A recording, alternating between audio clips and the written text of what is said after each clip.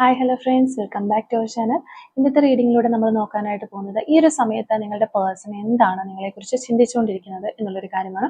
അപ്പോൾ വീഡിയോയിലേക്ക് പോകുന്നതിന് മുമ്പായിട്ട് ആദ്യമായിട്ടാണ് ചാനൽ കാണുന്നതെങ്കിൽ ദയവായി സബ്സ്ക്രൈബ് ചെയ്തതിന് ശേഷം തുടർന്ന് വീഡിയോ കാണാനായിട്ട് ശ്രമിക്കാം. അതുപോലെ തന്നെ ഇതൊരു ജനറൽ റീഡിംഗ് ആണ്, ടൈംലെസ് ആണ്, ജനറൽലെസ് ആണ്. എപ്പോഴാണോ നിങ്ങൾ ഈ ഒരു വീഡിയോ കാണുന്നത് ആ ഒരു സമയം മുതൽ നിങ്ങൾക്ക് ഇത് റെസിനേറ്റ് ആയി തുടങ്ങുന്നതായിരിക്കും. ഇതിൽ വരുന്ന ക്ലൂസ്, സിറ്റുവേഷൻസ്, എനർജീസ് ഇതെല്ലാം നിങ്ങളുമായിട്ട് റെസിനേറ്റ് ചെയ്യുന്നുണ്ട് എന്ന് നിങ്ങൾക്ക് തോന്നുകയാണെങ്കിൽ ഇതൊരു ഗൈഡൻസ് മെസ്സേജ് മാത്രമായിട്ട് എടുക്കാം. ഇനി റെസിനേറ്റ് ചെയ്യുന്നില്ല എന്ന് നിങ്ങൾക്ക് തോന്നുന്നുണ്ടെങ്കിൽ ആ ഒരു ടൈമിൽ തന്നെ സ്കിപ്പ് ചെയ്ത് പോകാനായിട്ട് ശ്രമിക്കുക. ആരും ഫോഴ്സ്ഫുള്ളി റെസിനേറ്റ് ചെയ്യാനായിട്ട് നിൽക്കരുത്. പോസിറ്റീവായിട്ട് തിങ്ക് ചെയ്യുക. നല്ലൊരു റീഡിങ് കിട്ടാനായിട്ട് പ്രാർത്ഥിക്കുക. അപ്പോൾ ഇതാണ് നമുക്കിവിടെ കിട്ടിയിരിക്കുന്ന ഒരു സ്പ്രെഡ്. നമുക്കിവിടെ മാസ്റ്റർ കാർഡായിട്ട് കിട്ടിയിട്ടുള്ളത് എംപ്രസ് കാർഡാണ്. അപ്പോൾ ഫസ്റ്റ് കാർഡ് എന്ന് പറയുന്നത് 2 ഓഫ് കപ്സ് ആണ്. അപ്പോൾ നമ്മളിവിടെ നോക്കുന്നത് ഇപ്പോൾ ഈ ഒരു സമയത്ത് നിങ്ങളെക്കുറിച്ച് അവർ എന്താണ് ചിന്തിക്കുന്നത് എന്നുള്ളൊരു കാര്യമാണ്. ഇപ്പോൾ 2 ഓഫ് കപ്സ് എന്ന് പറയുമ്പോഴത്തേക്ക് അവരുടെ മനസ്സിൽ നിങ്ങളുമായിട്ടുള്ള ഒരു ഇമോഷണൽ കണക്ഷൻ ശക്തമാണ് എന്നാണ് നമുക്ക് മനസ്സിലാക്കാൻ പറ്റുന്നത്. അവർ നിങ്ങളെ ഒരു സ്പെഷ്യലായിട്ട് തന്നെയാണ് കാണുന്നത്. ഒരു ഇമ്പോർട്ടൻറ്റ് വ്യക്തിയായിട്ട് തന്നെ അവരുടെ ലൈഫിൽ ഒരു പ്രത്യേകം ഒരു സ്ഥാനം, ഒരു സ്പെഷ്യൽ ബോണ്ട് നിങ്ങളുമായിട്ട് അവർ കണക്കാക്കുന്നുണ്ട്. ഒരു മ്യൂച്വൽ അണ്ടർസ്റ്റാൻഡിങ് നിങ്ങൾ തമ്മിലുണ്ട് എന്ന് അവർ വിശ്വസിക്കുന്നു. എല്ലാ കാര്യങ്ങളും തുറന്ന് പറയാനായിട്ട് പറ്റുന്ന ഒരു വ്യക്തി എന്ന രീതിയിൽ അവർ നിങ്ങളെ കാണുന്നു. നിങ്ങൾ തമ്മിൽ ഒരു ഡീപ്പായിട്ടുള്ള ഇമോഷണൽ കണക്ഷൻ ശക്തമാണ് എന്നും അവർ വിശ്വസിക്കുന്നു എന്നുള്ളതാണ് നമുക്ക് മനസ്സിലാക്കാൻ പറ്റുന്നത്. സെക്കൻഡ് കാർഡ് വരുമ്പോൾ 8 ഓഫ് വാൻഡ്സ് ആണ്. അപ്പോൾ നിങ്ങളോട് സംസാരിക്കണം, അല്ലെങ്കിൽ നിങ്ങൾക്ക് മെസ്സേജ് അയക്കണം എന്നൊക്കെ അവർക്ക് എപ്പോഴും അവരുടെ മനസ്സിൻ്റെ ഉള്ളിൽ ഇങ്ങനെ ഒരു തോന്നലുണ്ട്. അല്ലെങ്കിൽ ഒരു കുറച്ച് സമയം അല്ലെങ്കിൽ കുറച്ച് നേരം സംസാരിക്കാതിരിക്കുന്ന സമയത്ത് പോലും നിങ്ങളോട് സംസാരിക്കണം എന്നൊരു തോന്നൽ എപ്പോഴും ഉണ്ട്. അല്ലെങ്കിൽ നിങ്ങൾക്ക് മെസ്സേജ് അയക്കണം എന്നൊരു തോന്നൽ. നമ്മളിപ്പോൾ പറയില്ലേ, നമ്മളിപ്പം നമുക്കറിയാം ആരും നമ്മളെ വിളിക്കാനില്ല അല്ലെങ്കിൽ നമുക്ക് മെസ്സേജ് അയക്കാനില്ല എന്ന ഒരു തോന്നൽ, അല്ലെങ്കിൽ ഒരു പേഴ്സണായിട്ട് നമ്മൾ ഒരു നോ കോണ്ടാക്റ്റിലോ സെപ്പറേഷനിലോ ഒക്കെ പോയിരിക്കുന്ന സമയത്താണെങ്കിൽ കൂടിയും ആരും മെസ്സേജ് അയക്കില്ല അല്ലെങ്കിൽ വിളിക്കില്ല എന്നറിയാമെങ്കിലും ആ ഒരു സിറ്റുവേഷനിൽ പോലും നമ്മളെപ്പോഴും ഫോൺ എടുത്ത് നോക്കുക, അങ്ങനെ ഒരു രീതിയിൽ അല്ലെങ്കിൽ ഫോൺ എടുത്തിട്ട് നമ്മൾ മെസ്സേജ് ടൈപ്പ് ചെയ്തതിന് ശേഷം ഡിലീറ്റ് ചെയ്ത് കളയും. ആ ഒരു രീതിയിലൊക്കെ ചെയ്യുന്ന ആളുകളുണ്ട്. അപ്പം അങ്ങനെ ചെയ്യാനായിട്ട് അല്ലെങ്കിൽ അങ്ങനെ ചെയ്തുകൊണ്ടിരിക്കുന്ന ആ ഒരു രീതിയിൽ പോകുന്ന ഒരു വ്യക്തിയാണ് നമുക്കിവിടെ കാണാനായിട്ട് പറ്റുന്നത്. അപ്പോൾ അത് തന്നെയാണ് ഒത്തിരി അധികം നിങ്ങളുമായിട്ട് ഡീപ്പ് ഫീലിങ്സ് ഈ ഒരു വ്യക്തിക്ക് തോന്നുന്നുണ്ട്. നിങ്ങളെക്കുറിച്ച് എപ്പോഴും തന്നെ ഈ ഒരു വ്യക്തി ചിന്തിക്കുന്നുണ്ട് എന്നുള്ളതാണ്. പിന്നെ നമുക്ക് വരുന്ന ക്യൂൻ ഓഫ് കപ്സിന്റെ എനർജി നോക്കുമ്പോഴും അവർ നിങ്ങളെ കെയർ ചെയ്യുന്നുണ്ട്. ഇമോഷണലി വളരെ മെച്യൂർ ആയിട്ടുള്ള ഒരു പേഴ്സൺ ആയിട്ട് തന്നെയാണ് നിങ്ങളെ കാണുന്നത്. അതുപോലെ അവരുടെ ഹൃദയത്തിന്റെ സെൻറ്ററിൽ തന്നെ വെച്ചിരിക്കുന്ന ഒരു വ്യക്തിയായിട്ടാണ് നിങ്ങളെക്കുറിച്ച് അവർ ചിന്തിക്കുന്നത്. ഇവനെ അല്ലെങ്കിൽ ഇവളെ ഞാൻ ഒരിക്കലും ഹേർട്ട് ചെയ്യരുത് എന്നൊരു റെസ്പെക്റ്റ് എപ്പോഴും അവരുടെ മനസ്സിലുണ്ട്. നിങ്ങളെക്കുറിച്ച് ചിന്തിക്കുന്ന സമയത്ത് ഞാനായിട്ട് ഇവർക്കൊരു വേദന വരുത്തരുത്, അല്ലെങ്കിൽ ഞാനായിട്ട് ഈ ഒരു വ്യക്തിക്ക് ഒരു പ്രശ്നം ഉണ്ടാക്കാനായിട്ട് ഒരിക്കലും ഇടവരരുത്. ഇനി മറ്റുള്ള വ്യക്തികളാണെങ്കിൽ പോലും ഇവർക്ക് യാതൊരു വിധത്തിലുള്ള ഒരു പ്രശ്നങ്ങളും ആര് വഴിയും ഉണ്ടാകരുത് എന്ന രീതിയിൽ നല്ല രീതിയിൽ ചിന്തിക്കുന്ന ഒരു പേഴ്സണാണ്. നിങ്ങളോട് വളരെയധികം റെസ്പെക്റ്റ് ഉള്ള ഒരു വ്യക്തിയാണ്. ഈ ഒരു കാര്യങ്ങളൊക്കെയാണ് അവർ നിങ്ങളെക്കുറിച്ച് ചിന്തിക്കുന്ന സമയത്ത് അവരുടെ മനസ്സിലൂടെ വരുന്ന കാര്യങ്ങൾ. പിന്നെ 5 ഓഫ് പെന്റക്കിൾസ് വരുമ്പോഴത്തേക്കും ഇപ്പോഴവർക്ക് നല്ല രീതിയിൽ ഒരു പേടിയുള്ളതായിട്ട് കാണാനായിട്ട് പറ്റുന്നുണ്ട്. അതായത് നിങ്ങളെ നഷ്ടപ്പെടുമോ, ഇപ്പോൾ ചിലപ്പോൾ അവർ നിങ്ങളുമായിട്ട് സെപ്പറേഷനിലായിരിക്കാം, അല്ലെങ്കിൽ കുറച്ച് നാളായിട്ട് ഒരു ലെസ് കോണ്ടാക്റ്റിലോ നോ കോണ്ടാക്റ്റിലൊക്കെ പോയിക്കൊണ്ടിരിക്കുന്ന വ്യക്തികളാണെങ്കിൽ പോലും ഈ ഒരു ഡിസ്റ്റൻസ് ഇനി ഒത്തിരി നീണ്ടു പോകുമോ, അല്ലെങ്കിൽ നിങ്ങൾ തമ്മിലൊരു ഡിസ്റ്റൻസ് വരുമോ എന്നൊക്കെയുള്ള ഒരു ഇൻസെക്യൂരിറ്റി അവർക്കുള്ളതായിട്ട് കാണുന്നുണ്ട്. അപ്പം കാരണം ഇതിനകത്ത് വേറെ ആളുകളൊക്കെ ഇന്റർഫെയർ ചെയ്തിട്ടുണ്ടാവാം. അവരുടേതായ പ്രശ്നങ്ങൾ, നിങ്ങളുടേതായ പ്രശ്നങ്ങൾ, സിറ്റുവേഷൻസ്, ഒത്തിരി കാര്യങ്ങൾ ഈ ഒരു റിലേഷൻഷിപ്പിൻ്റെ ഇടയിൽ വന്നു പോകുന്നുണ്ടാവാം. അതൊക്കെ ആയിരിക്കാം ഈ ഒരു വ്യക്തിക്ക് ഒരു ഇൻസെക്യൂരിറ്റി ഫീലിംഗ് കൊടുക്കുന്നത്. അതുകൊണ്ട് തന്നെയാണ് അവർക്ക് ഒരു പേടിയും കാര്യങ്ങളൊക്കെ ഉള്ളതും നിങ്ങളെ നഷ്ടപ്പെട്ടു പോകുമോ എന്നൊരു തോന്നലൊക്കെ അവർക്ക് ഉണ്ടാകുന്നത്. ഓക്കെ, നൈറ്റ് ഓഫ് വാൻഡ്സ് ആണ് പിന്നെയുള്ളത്. അതൊരു ഈ ഒരു കാർഡ് എന്ന് പറഞ്ഞാൽ ഒരു സ്ട്രോങ് അട്രാക്ഷൻ കാർഡാണ്. അതുപോലെ എക്സൈറ്റ്മെന്റ് കാർഡാണ്. നിങ്ങൾ അവരുടെ മൈൻഡിൽ ഒരു പാഷനായിട്ട് തങ്ങി നിൽക്കുന്ന ഒരു വ്യക്തി എന്ന രീതിയിൽ നമുക്ക് പറയാനായിട്ട് പറ്റും. നിങ്ങളോട് അവർക്ക് അത്രയധികം ഒരു സ്ട്രോങ് അട്രാക്ഷൻ തോന്നുന്നുണ്ട്. വളരെയധികം എക്സൈറ്റ്മെന്റോടുകൂടിയുള്ള സ്നേഹമാണ് നിങ്ങളോട് അവർക്ക് തോന്നുന്നത് എന്നുള്ളതാണ് നമുക്ക് ഈ ഒരു നൈറ്റ് ഓഫ് വാൻഡ്സ് കാർഡിലൂടെ പറയാനായിട്ട് പറ്റുന്നത്. ആ ഒരു രീതിയിലാണ് നിങ്ങളെക്കുറിച്ച് ചിന്തിക്കുമ്പോൾ അവരുടെ മനസ്സ് വളരെയധികം എക്സൈറ്റഡ് ആകുന്നു. വളരെ സ്ട്രോങ് അട്രാക്ഷൻ നിങ്ങളോട് തോന്നുന്നു. അതൊക്കെ തന്നെയാണ് ഒരു പാഷനേറ്റ് ആയിട്ടുള്ള ഒരു സ്നേഹമാണ് നിങ്ങളോടുള്ളത് എന്നുള്ളതാണ് നമുക്ക് മനസ്സിലാകുന്നത്.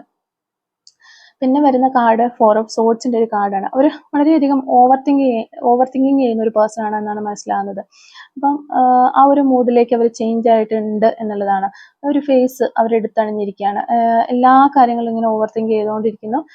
ഇന്റൻഷ്യലി ഇതൊരു പ്രോസസ്സ് പോലെ അവരിങ്ങനെ അവരുടെ ഒപ്പം കൊണ്ടുപോകുന്നു എന്നാണ് നമുക്ക് മനസ്സിലാക്കാനായിട്ട് പറ്റുന്നത്. വളരെയധികം ചിന്തിക്കുന്നു, ഓവർ തിങ്ക് ചെയ്ത് ഇങ്ങനെ ടെൻഷൻ അടിക്കുന്നു, ആൻസൈറ്റി ഉണ്ടാവുന്നു, ഈ ഒരു രീതിയിലുള്ള കാര്യങ്ങളൊക്കെ നമുക്ക് മനസ്സിലാക്കാം. അപ്പം നമ്മളിവിടെ നിങ്ങളെ നഷ്ടപ്പെടുമോ എന്നൊക്കെ അവർ ചിന്തിക്കുന്നുണ്ട്.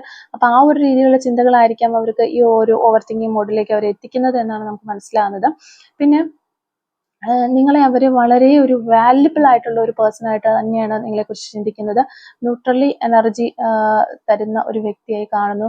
ഒരു ലോങ് ടേം കമ്മിറ്റ്മെന്റോടുകൂടി, ലോങ് ടേം പൊട്ടൻഷ്യനോട് കൂടി മാത്രമാണ് നിങ്ങളെക്കുറിച്ച് ചിന്തിക്കുന്നത്. അല്ലാതെ ഇത് പെട്ടെന്ന് വന്നിട്ട് പെട്ടെന്ന് പോകുന്ന, അല്ലെങ്കിൽ ഒരു തമാശയ്ക്ക് എന്ന രീതിയിൽ അങ്ങനെയൊന്നും ഒരു രീതിയിലും ആ ഒരു വ്യക്തി നിങ്ങളെ കാണുന്നില്ല. ഒരു ലോങ് ടേം പൊട്ടൻഷ്യനായിട്ട് തന്നെയാണ് കാണുന്നത് എന്നുള്ളതാണ്, അല്ലെങ്കിൽ നിങ്ങളെക്കുറിച്ച് ചിന്തിക്കുന്നത് എന്നുള്ളതാണ് നമുക്കിവിടെ കിട്ടുന്ന എനർജീസ്. പിന്നെ 7 ഓഫ് കപ്സ് എന്ന് പറയുമ്പോഴത്തേക്ക് ഒരു കൺഫ്യൂഷൻ, ഉറപ്പായിട്ടും അവിടെ ഒരു കൺഫ്യൂഷൻ കാണുന്നുണ്ട്. ഫീലിങ്സ് ഒക്കെ വളരെ സ്ട്രോങ് ആണ്, പക്ഷെ ഒരു പ്രാക്ടിക്കലി ഒരു ഡിസിഷൻ എടുക്കാനായിട്ട് അവർക്കൊരു ക്ലാരിറ്റി വേണം എന്ന് തന്നെയാണ് നമുക്കിവിടെ കാണാനായിട്ട് പറ്റുന്നത്. ഒത്തിരിയധികം ഫീലിങ്സും കാര്യങ്ങളും ഒക്കെ ഉണ്ട്, നിങ്ങളോട് വളരെയധികം ഡീപ്പായിട്ടുള്ള സ്നേഹമുണ്ട്, കാര്യങ്ങളൊക്കെ ഉണ്ട്. പക്ഷെ പ്രാക്ടിക്കൽ സൈഡിലേക്ക് വരുമ്പോഴത്തേക്ക് അവിടെ ഒരു ഡിസിഷൻ എടുക്കാനായിട്ട് ഒരു കുറച്ചും കൂടി പ്രശ്നങ്ങളൊക്കെ സോൾവ് ചെയ്യണം. ഒരു ആശയക്കുഴപ്പം, ഒരു ചെറിയൊരു ക്ലാരിറ്റി ഇല്ലായ്മ അവിടെ കാണുന്നുണ്ട്. ആ ഒരു ക്ലാരിറ്റി വന്നതിന് ശേഷം അവരൊരു പ്രാക്ടിക്കൽ ആയിട്ടുള്ള ഡിസിഷൻ എടുക്കും എന്ന് തന്നെയാണ് നമുക്ക് കാണുന്നത്. പിന്നെ കിങ് ഓഫ് പെന്റക്കിൾസ് എന്ന് പറയുമ്പോൾ സ്റ്റെബിലിറ്റി മൈൻഡ് സെറ്റ്, സ്റ്റേബിൾ ആയിട്ടുള്ള ഒരു മൈൻഡ് സെറ്റ് ഉണ്ടാക്കിയെടുക്കാനായിട്ട് അവർ പരമാവധി പരിശ്രമിച്ചുകൊണ്ടിരിക്കുകയാണ്. നിങ്ങളോടൊപ്പമുള്ള ഒരു ഫ്യൂച്ചർ പ്രാക്ടിക്കലായിട്ട് ബിൽഡ് ചെയ്യാനാവുമോ എന്ന് അവർ ഇങ്ങനെ ചിന്തിച്ചുകൊണ്ടിരിക്കുന്നു, അല്ലെങ്കിൽ വിലയിരുത്തിക്കൊണ്ടിരിക്കുന്നു എന്ന് വേണമെങ്കിൽ നമുക്ക് പറയാം. ഇപ്പോൾ ചിലപ്പോൾ യാതൊരു സാധ്യതകളും ഇല്ലാത്ത ഒരു റിലേഷൻഷിപ്പും ആകാനുള്ളൊരു ചാൻസ് ഉണ്ട് ഇത്. എക്സ്ട്രാ മാരിറ്റൽ റിലേഷൻഷിപ്പോ അങ്ങനെയുള്ള എന്തെങ്കിലും കാര്യങ്ങൾ, അല്ലെങ്കിൽ ഫാമിലിക്ക് താല്പര്യമില്ലാത്ത കാര്യങ്ങൾ, അങ്ങനെ നിങ്ങൾ തമ്മിൽ പല വിധത്തിലുള്ള ഡിഫറൻസുകളുള്ള വ്യക്തികളാണ് എന്നുണ്ടെങ്കിൽ ഇത് നല്ല രീതിയിൽ പ്രാക്ടിക്കലായിട്ട് ബിൽഡ് ചെയ്ത് ഫ്യൂച്ചറിലേക്ക് കൊണ്ടുപോകുക എന്ന് പറഞ്ഞാൽ നല്ല പണിയുള്ള കാര്യമാണ്. അപ്പോൾ അങ്ങനെയുള്ള കാര്യങ്ങൾ ഉള്ള വ്യക്തികളുടെ എനർജീസ് നമുക്കിവിടെ കൂടുതൽ കാണാൻ പറ്റുന്നുണ്ട്. അപ്പോൾ അതായിരിക്കാം ഒരു ക്ലാരിറ്റി ഇല്ലായ്മ കാണുന്നത്. സ്റ്റേബിൾ മൈൻഡ് സെറ്റ്, സ്റ്റേബിൾ ആയിട്ടുള്ള ഒരു മൈൻഡ് സെറ്റിലേക്ക് വരാനായിട്ടും അവർക്ക് പറ്റാത്തത്, കൺഫ്യൂഷൻസ് ഉള്ളത്. ചിലപ്പോൾ ഇവരുടെ ഫാമിലി ഒന്നും നിങ്ങൾ ഇഷ്ടപ്പെടുന്ന ആളുകളാകാനുള്ള ചാൻസ് ഇല്ല. അപ്പം അവർക്ക് അവരുടേതായ സ്വന്തമായ ആളുകളായതുകൊണ്ട് തന്നെ അവരെ ഉപേക്ഷിച്ച് നിങ്ങളിലേക്ക് വരാനോ നിങ്ങളെ ഉപേക്ഷിച്ച് അവരിലേക്ക് പോകാനോ ഈ ഒരു പേഴ്സണ് കഴിയുന്നുണ്ടാവില്ല. അതുകൊണ്ട് തന്നെ ഇതിനൊരു ക്ലാരിറ്റി വരുത്താനായിട്ടും ഇവർക്ക് സാധിക്കില്ല. അവർ അതിനിടയിൽ കിടന്ന് ഇങ്ങനെ കൺഫ്യൂസ്ഡ് ആയിട്ട് ആശയക്കുഴപ്പത്തിൽ ഒരു ക്ലാരിറ്റിക്ക് വേണ്ടിയിട്ട് കഷ്ടപ്പെട്ടുകൊണ്ടിരിക്കുകയാണ്. അപ്പോൾ അവർ തന്നെ വിചാരിക്കുന്നു എനിക്കൊരു സ്റ്റേബിൾ ആയിട്ടുള്ള മൈൻഡ് സെറ്റിലേക്ക് പോകണം, ഏതെങ്കിലും ഒരു സൈഡിൽ നിൽക്കണം എന്നുള്ളൊരു ചിന്ത അവർക്ക് ഉണ്ടാകുന്നത്. പക്ഷെ ഇതിനെക്കുറിച്ചൊക്കെ അവർ ചിന്തിച്ചതുകൊണ്ട് ഫ്യൂച്ചറിൽ ഇനി പ്രാക്ടിക്കലായിട്ട് ഇതൊന്ന് ബിൽഡ് ചെയ്യാനാകുമോ എന്നൊക്കെ അവർ അതിന് വേണ്ടിയിട്ട് എന്തൊക്കെ ചെയ്യാൻ പറ്റും എന്നതിനെക്കുറിച്ച് ഇവർ വിലയിരുത്തിക്കൊണ്ടിരിക്കുന്നതായിട്ടുള്ള എനർജീസ് നമുക്ക് കാണാൻ പറ്റുന്നുണ്ട്. പിന്നെ 9 ഓഫ് സോർഡ്സ് ആണ്. അത് ഓക്കെ, ഓഫ് കോഴ്സ് നിങ്ങൾക്കറിയാം, നൈറ്റ് ടൈമിലൊക്കെ ഈ ഒരു കാര്യത്തെക്കുറിച്ചാണ് അവർ ചിന്തിച്ചുകൊണ്ടിരിക്കുന്നത്. അപ്പോൾ ഇങ്ങനെയുള്ള പ്രശ്നങ്ങളൊക്കെ വന്ന സമയത്ത് ഇവർ നിങ്ങളോട് ചിലപ്പോൾ മോശമായിട്ട് സംസാരിച്ചിട്ടുണ്ടാകാം, അല്ലെങ്കിൽ ഒരു ഡിസിഷൻ എടുക്കുന്ന സമയത്ത് അവർ സൈലന്റ് ആയിട്ട് നിന്നിട്ടുണ്ടാവാം. അങ്ങനെയായിരിക്കാം നിങ്ങളിടയിൽ ഈ ഒരു സെപ്പറേഷനും കാര്യങ്ങളൊക്കെ വന്നിട്ടുണ്ടാവുക.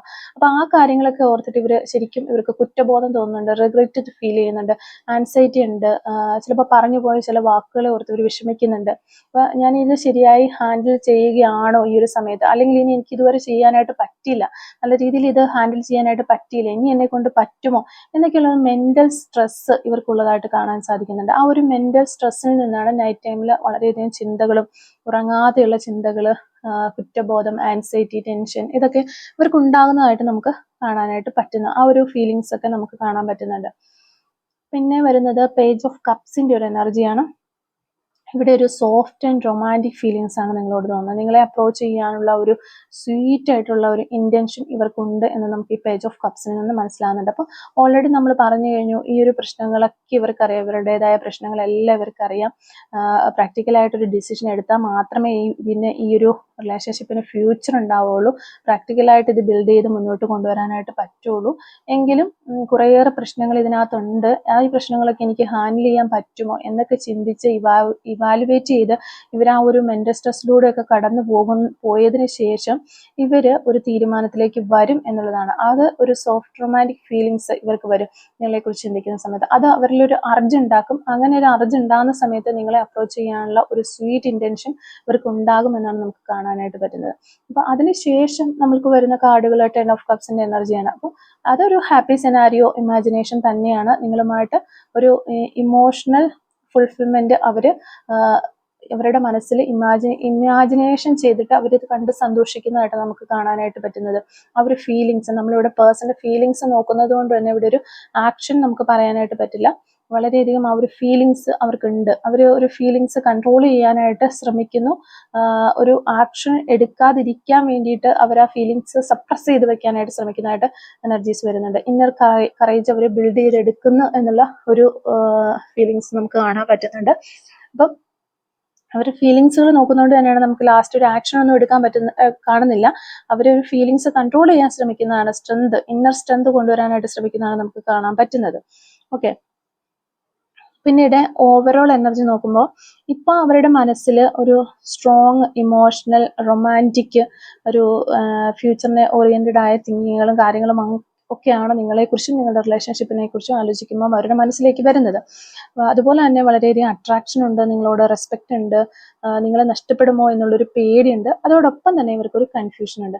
അപ്പൊ എല്ലാം കൂടി മിക്സ് ആയിട്ടുള്ള ഒരു സ്റ്റേജിലൂടെയാണ് അവരുടെ ചിന്തകൾ കടന്നു പോകുന്നത്. അപ്പൊ നിങ്ങളെ അവർ ഒരു സീരിയസ് ആയിട്ടുള്ള ഒരു കണക്ഷനായിട്ട് തന്നെയാണ് കാണുന്നത്. കാഷ്വലായി ജസ്റ്റ് വന്നുപോയി എന്ന രീതിയിലല്ല, സീരിയസ് ആയിട്ട് ലോങ് ടൈം നിങ്ങളുടെ കൂടെ നിൽക്കേണ്ടുന്ന ആ ഒരു രീതിയിൽ തന്നെയാണ് നിങ്ങളെ കാണുന്നത് എന്ന് നമുക്ക് എടുത്ത് പറയാതിരിക്കാനായിട്ട് പറ്റില്ല. പിന്നെ ഇത്തരം കാര്യങ്ങളാണ് നിങ്ങളെക്കുറിച്ച് ചിന്തിക്കുന്ന സമയത്ത് ഇവരുടെ മനസ്സിലൂടെ വന്നു പോകുന്ന ചിന്തകൾ. പിന്നെ ഈ ഒരു കാര്യങ്ങളൊക്കെ കേട്ട് കഴിയുമ്പോൾ നിങ്ങൾക്ക് യൂണിവേഴ്സ് തരുന്ന ഒരു ഗൈഡൻസ് മെസ്സേജ് എന്താണ് എന്ന് നോക്കിക്കഴിഞ്ഞു കഴിഞ്ഞാൽ, വളരെയധികം ഓവർ തിങ്കിങ് ചെയ്യുന്ന ഒരു പേഴ്സൺ ആണ് നിങ്ങളെങ്കിൽ അത് അവോയ്ഡ് ചെയ്യുക.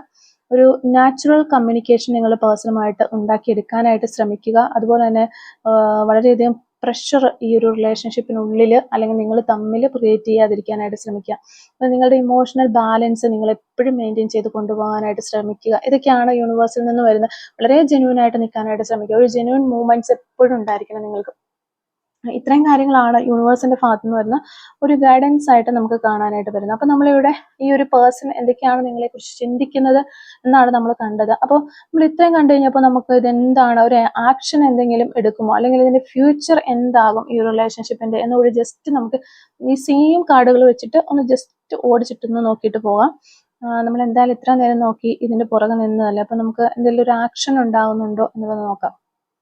അപ്പോ നമ്മളിവിടെ നോക്കുമ്പോൾ ഈ ഒരു ബന്ധം ഒരു നല്ല എനർജിയിൽ തന്നെ ഇങ്ങനെ മുന്നോട്ട് പോകുന്നതായിട്ട് നമുക്ക് കാണാൻ പറ്റുന്നുണ്ട്.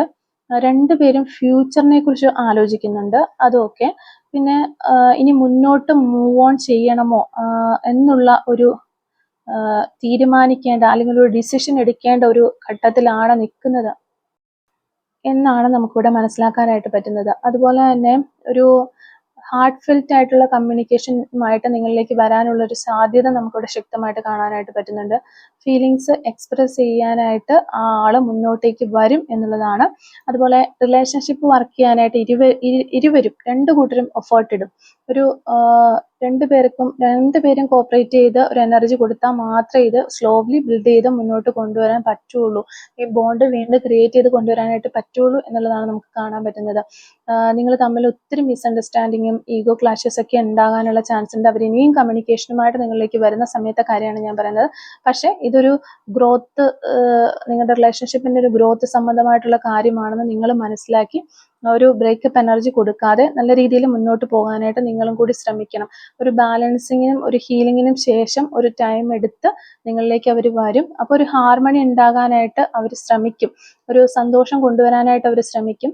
അപ്പം നിങ്ങൾ കുറച്ച് പേഷ്യൻസ് ആയിട്ട് ഫ്യൂച്ചറിലേക്കുള്ള ഒരു ഇതാണ് എന്ന് മനസ്സിലാക്കി അവരോടൊപ്പം മുന്നോട്ട് പോകാനായിട്ട് ശ്രമിക്കുക എന്നുള്ളതാണ് നമുക്കിവിടെ കിട്ടുന്നത്. പിന്നെ പാസ്റ്റിലെ ഇമോഷൻസ് ഒക്കെ നിങ്ങൾ വിട്ടിട്ട് മുന്നോട്ട് പോകേണ്ടതായിട്ട് വരും. പഴയ ആ ഒരു നിങ്ങൾ തമ്മിലുണ്ടായ പ്രശ്നങ്ങളോ വേദനകളൊക്കെ റിലീസ് ചെയ്ത് കഴിഞ്ഞാൽ മാത്രമാണ് ഈ റിലേഷൻഷിപ്പ് മുന്നോട്ടേക്ക് വരുള്ളൂ എന്ന് കാണാനായിട്ട് പറ്റുന്നുണ്ട്. പിന്നെ ഫ്രഷ് ഇമോഷണൽ ബിഗിനിങ്ങുകൾ ഉണ്ടാകണം. അതുപോലെ അതുണ്ടാകും എന്ന് തന്നെയാണ് കാണുന്നത്. ഒരു നിങ്ങളുടെ സ്നേഹമൊക്കെ വളരെയധികം ഡീപ്പിലേക്ക് പോയി എല്ലാം ഒരു ക്ലിയർ ആയിട്ടുള്ള ഒരു ഓപ്പർച്യൂണിറ്റി നിങ്ങളുടെ മുന്നിലേക്ക് വരും എന്ന് കാണുന്നുണ്ട്. ഒരു നിങ്ങൾ രണ്ടുപേരിൽ ഒരാൾ ഇതിൽ ഈ ഒരു റിലേഷൻഷിപ്പ് നല്ല രീതിയിൽ കൊണ്ടുപോകാനായിട്ട് അല്ലെങ്കിൽ ഒരു നല്ല ക്ലിയർ ഡയറക്ഷനിലേക്ക് കൊണ്ടുപോകാനായിട്ടുള്ള ഒരു ലീഡർഷിപ്പ് ഏറ്റെടുക്കും എന്നാണ് നമുക്ക് കാണാനായിട്ട് പറ്റുന്നത്. അതിനുശേഷം ഒരു സെലിബ്രേഷൻ ഉണ്ടാകും. നിങ്ങളുടെ ലൈഫിലെ തന്നെ ഒരു മൈൽ സ്റ്റോൺ എനർജി എന്ന് വേണമെങ്കിൽ ആ ഒരു സമയത്തെ നമുക്ക് വിശേഷിപ്പിക്കാനായിട്ട് പറ്റും. കമ്മിറ്റ്മെന്റ് അല്ലെങ്കിൽ ഹാപ്പി ഫേസ് ഫ്യൂച്ചറിൽ നമുക്ക് കാണാനായിട്ട് പറ്റുന്നുണ്ട്. ഒരു സ്ലോ ഗ്രോത്ത് ആയിരിക്കും ഉണ്ടാവുക, പക്ഷേ ഇമ്മീഡിയറ്റ്ലി ഒരു റിസൾട്ട് ഒന്നും നിങ്ങൾ പ്രതീക്ഷിക്കരുത്. പേഷ്യൻസ് വേണം. പേഷ്യൻസോടുകൂടി മുന്നോട്ട് പോകുമ്പോൾ അതിനുള്ള ഒരു റിവാർഡ് ലഭിക്കും എന്നാണ് നമുക്ക് കിട്ടുന്നത്. ഒരു ലോങ് ടേം സ്റ്റെബിലിറ്റി എന്തായാലും ഉണ്ടാകും. ഒരു ഫാമിലിയിലേക്ക് സെക്യൂർ ഫീലിംഗ് നിങ്ങൾക്ക് ഉണ്ടാകും. എൻ്റെ ഫാമിലി എന്ന് പറയുന്ന രീതിയിൽ ഉള്ള ഒരു ഫീലിങ്സ് ഫ്യൂച്ചറിൽ ഈ ഒരു പേഴ്സണിൽ നിന്ന് നിങ്ങൾക്ക് ഉണ്ടാകാനുള്ള ചാൻസ് വളരെയധികമാണ് എന്നുള്ളൊരു കാര്യം മനസ്സിലാക്കാം. അപ്പോൾ ഈ റിലേഷൻഷിപ്പിലുള്ള എല്ലാ പ്രശ്നങ്ങളും സർവൈവ് ചെയ്ത് ഒരു റിലേഷൻഷിപ്പ് മുന്നോട്ട് വരും. ഇമോഷണലി ഈ ഒരു റിലേഷൻഷിപ്പും നിങ്ങളും കുറച്ചുകൂടി മെച്യൂർ ആകും. നല്ലൊരു കമ്പാഷൻ നിങ്ങൾ തമ്മിൽ ഉണ്ടാകും എന്നുള്ളത് തന്നെയാണ് നമുക്ക് കാണാനായിട്ട് പറ്റുന്നത്. അപ്പോൾ നിങ്ങൾ തമ്മിൽ ഇനി ഈ ഒരു പേഴ്സൺ നിങ്ങളിലേക്ക് കമ്മ്യൂണിക്കേഷനുമായിട്ട് വരും എന്നുള്ളൊരു കാര്യം നമ്മൾ ഓൾറെഡി പറഞ്ഞു കഴിഞ്ഞു. അങ്ങനെ വരുന്ന സമയത്ത് കൂടുതലായിട്ടും ഈഗോ ക്ലാഷസ് ഉണ്ടാകാനുള്ള കാര്യങ്ങളുണ്ട്. അപ്പോൾ ഈഗോ ക്ലാഷസ് ഉണ്ടാകാതിരിക്കാനായിട്ട് ആ ഒരു കാര്യങ്ങളൊക്കെ നിങ്ങൾ നോക്കി അതൊക്കെ ഒന്ന് ഹാൻഡിൽ ചെയ്യാനായിട്ട് ശ്രമിക്കാം. പിന്നെ പാസ്റ്റിൽ ഒത്തിരി പ്രശ്നങ്ങളുണ്ട്.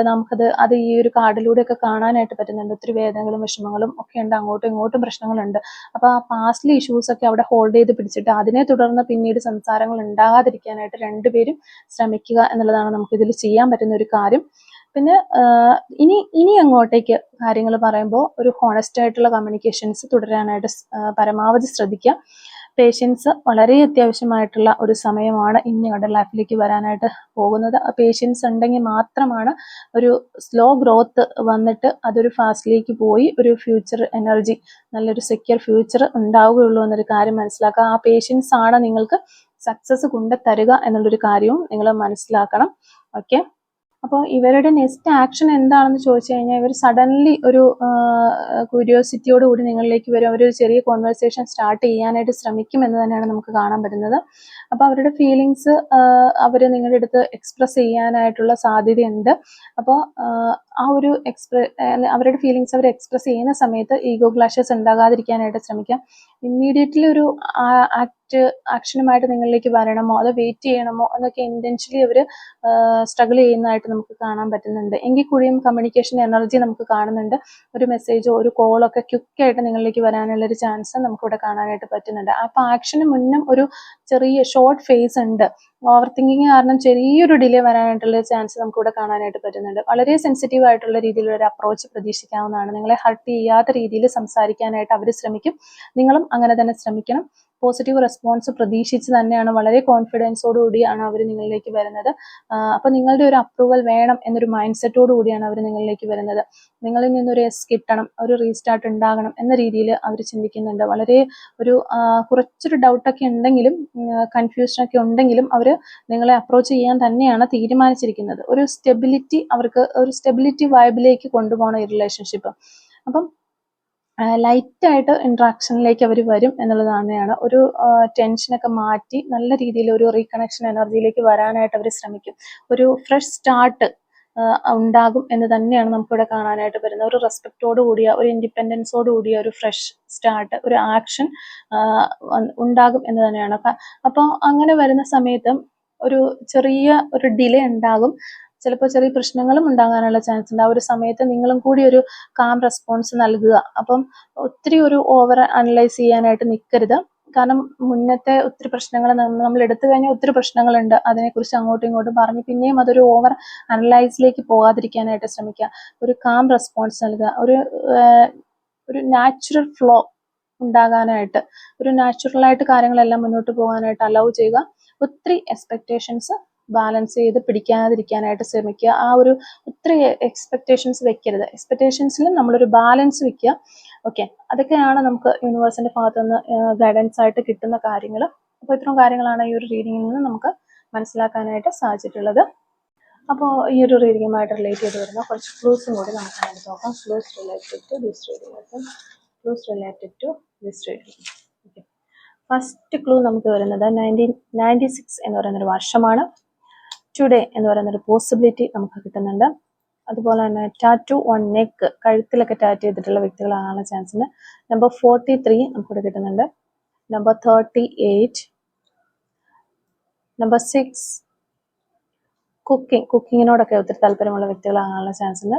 നമ്പർ 4 നമുക്കിവിടെ കിട്ടുന്നുണ്ട്. നമ്പർ 45 ലെറ്റർ എ, ആർട്ടിസ്റ്റ് എന്ന് പറയുന്നൊരു ക്ലൂ നമുക്കിവിടെ കിട്ടുന്നുണ്ട്. അതുപോലെ 2004 എന്ന് പറയുന്നൊരു വർഷം കിട്ടുന്നുണ്ട്. നമ്പർ 39, അതുപോലെ തന്നെ നമുക്ക് 6 days എന്ന് പറയുന്നൊരു പോസിബിലിറ്റിയാണ് നമുക്കിവിടെ വരുന്നത്. ക്രിക്കറ്റ് എന്ന് പറയുന്നൊരു ക്ലൂ നമുക്ക് കിട്ടുന്നുണ്ട്. 2 months എന്ന് പറയുന്നൊരു പോസിബിലിറ്റി അതുപോലെ തന്നെ നമുക്ക് കിട്ടുന്നുണ്ട്. പേഷ്യൻസ്, വളരെ ക്ഷമയുള്ള ഒരു വ്യക്തിയായിരിക്കാം നിങ്ങൾ അല്ലെങ്കിൽ നിങ്ങളുടെ പേഴ്സൺ. ചാരിറ്റി ഒക്കെ ചെയ്യാനായിട്ട് താല്പര്യമുള്ള വ്യക്തികളായിരിക്കാം നിങ്ങൾ അല്ലെങ്കിൽ നിങ്ങളുടെ പേഴ്സൺ. 7 days എന്ന് പറയുന്ന ഒരു ക്ലൂ നമുക്കിവിടെ കിട്ടുന്നുണ്ട്. ടെക് പരമായ കാര്യങ്ങൾക്കൊക്കെ ഒത്തിരി ഇൻട്രസ്റ്റ് ഉള്ള വ്യക്തികളാകാനുള്ള ചാൻസ് ഉണ്ട്. അതുപോലെ തന്നെ mole on right seats, right സൈഡിലെ കവിളിലും മറുകളിലുള്ള വ്യക്തികളാകാനുള്ള ചാൻസ് ഉണ്ട്. ടീ ലവർ, ചായ ഒത്തിരി ഇഷ്ടപ്പെടുന്ന വ്യക്തികളാകാം.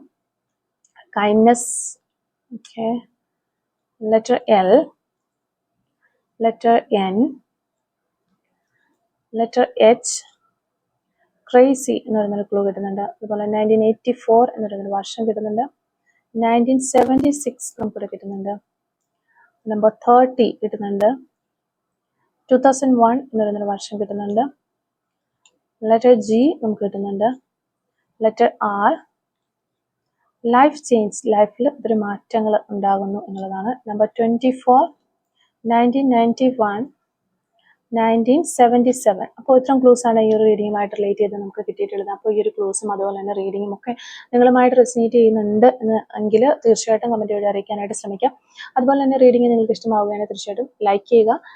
കമൻറ്റ് സെക്ഷനിലുള്ള ഹൈപ്പും കൂടി ഒന്ന് ചെയ്തിട്ട് പോകാനായിട്ട് ശ്രമിക്കാം. Thank you for watching.